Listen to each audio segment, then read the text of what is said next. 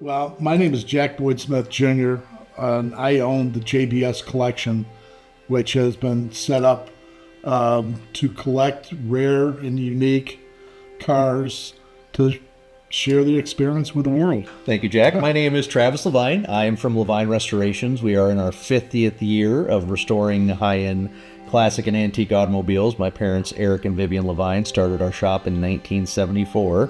So 50 years this year, which is incredible. And I am privileged to be able to say I'm the second generation of this industry and get to do incredible pieces of art, rolling sculptures with wonderful owners like you. So you were I got to tell this story. You were originally an attorney. I was. We were sitting around a fire pit at Pebble Beach one year. Yep. And your parents, I think, had a deal struck that they were selling the restoration firm. Correct. And the deal fell through. Correct. And I looked at you and I said, because I'm looking at myself and saying, where am I going to be if they sell this thing? And I looked at you and I said, you need to take this thing over. And you're like, Mom doesn't want me. Mm-hmm. Wasn't Dad, it was Mom. Yeah. And I said, no, I'm serious. I need to make sure somebody's taking the helm to this. Mm-hmm. So you and I kind of entered into this about the same time. Yeah. But your attorney background is prime for this industry because it's research. Absolutely. And getting the things done correctly. But I'm so proud that you kind of listened to me for once and took this over No, I think both your parents are extremely proud that you're taking it over and you're carrying on that legacy and you're doing it correctly and not cutting corners. Well, Jack, I got to ask you, what got you into this? My dad had a couple car lots in Cleveland when I grew up. So I kind of grew up around the used car market, down to auctions and stuff like that. I've always had a passion about the cars from the 20s and 30s. I just liked the body style. Sure. Something luxurious to drive down the street. I jumped into the deep end of the pool. You did. And you always talk about how I don't really have a plan, but you do. You're a calculating guy, and I've always been curious where that passion comes from. I love sharing the cars with people.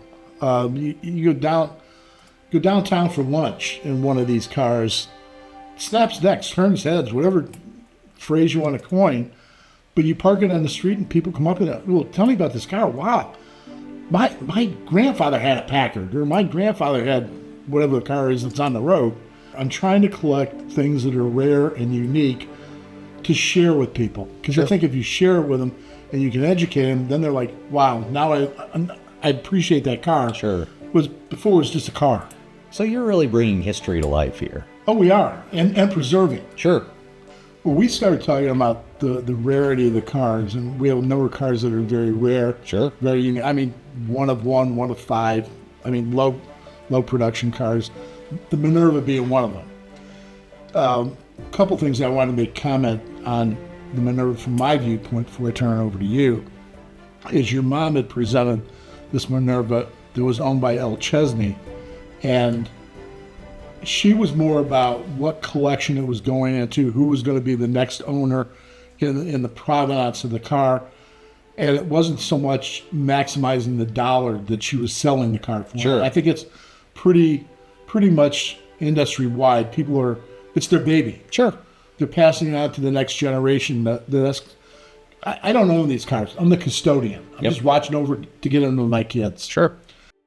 It was a great car when L owned it, and it took best in class, best in show at Pebble Beach in 1987. Correct. And then you did the restoration on it, and we took it back. Correct me on the year that it went back to Pebble Beach. We took best in class then. Yep. Why don't you bring us up to date, because you have more knowledge on this, of the history, the provenance. Well, I guess going back to, and you and I always talk about the history of these cars. You like them for their aesthetics and the history, and I love them for their technical aspects.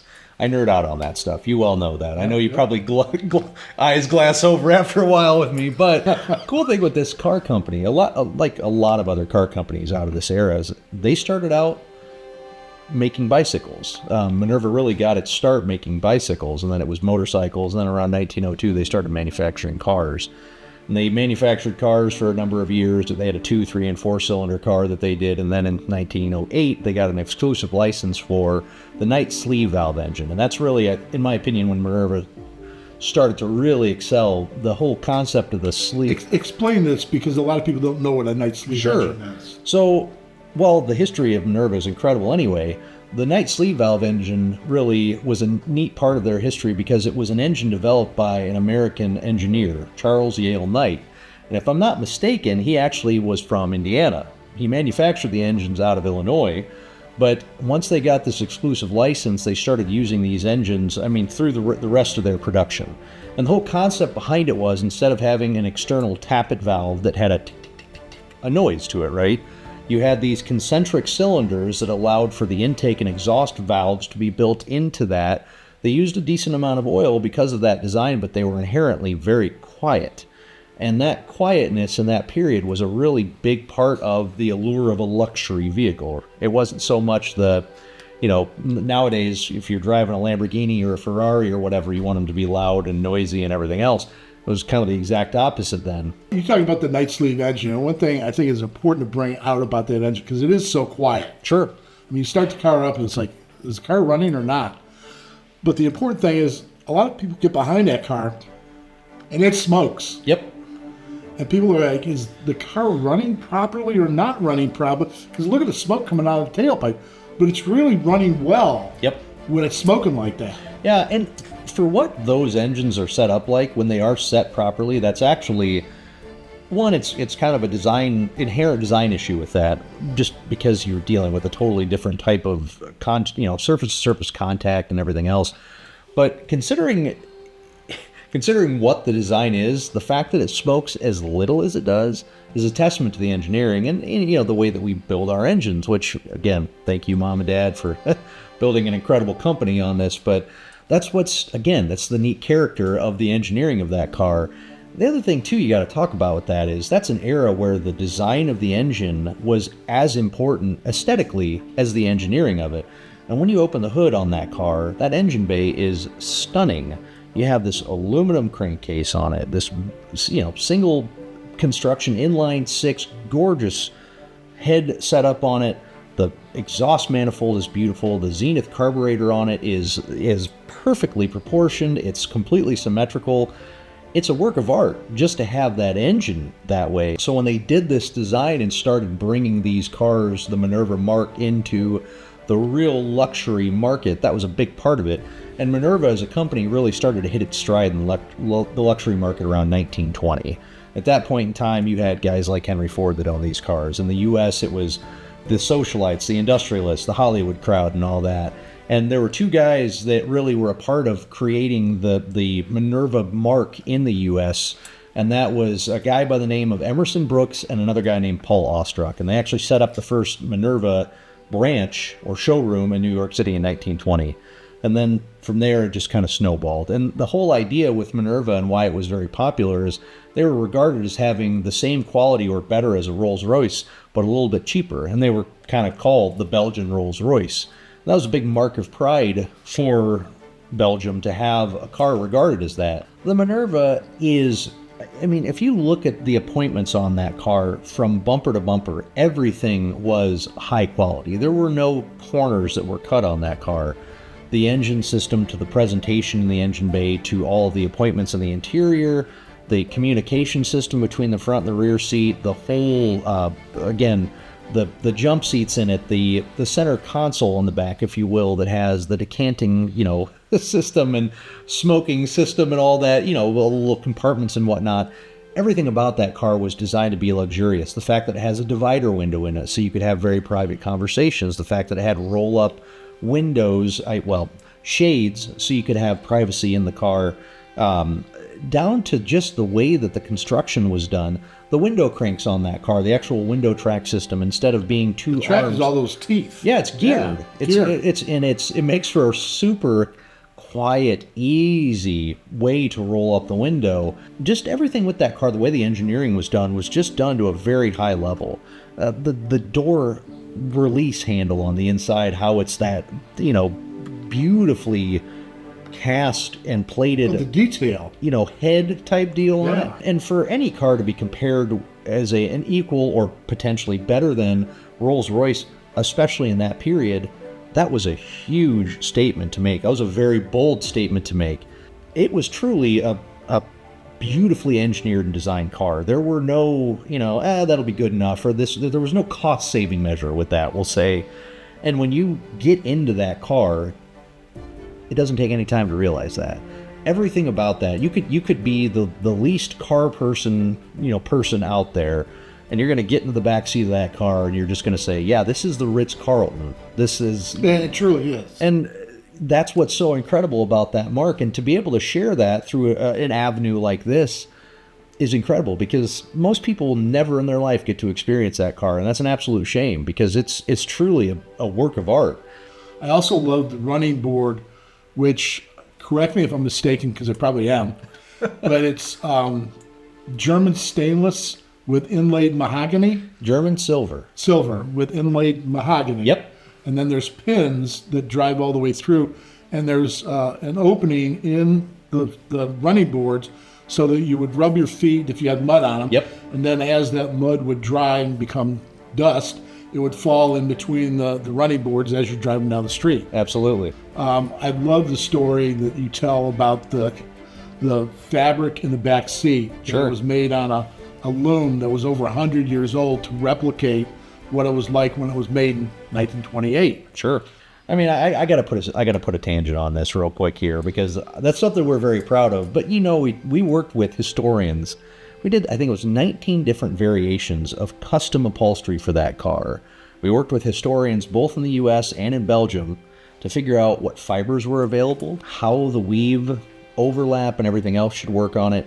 And we made fabric to pick up the color scheme on that car, which is an appropriate original color scheme for it, but to make sure we were keeping that original design intent and production methodology in check. And that's the fun part about restoring these cars. You're playing chess all the time. And you're playing three-dimensional chess, really, because every move that you're making, you got to be thinking about how it's going to affect the move 5 steps down the way.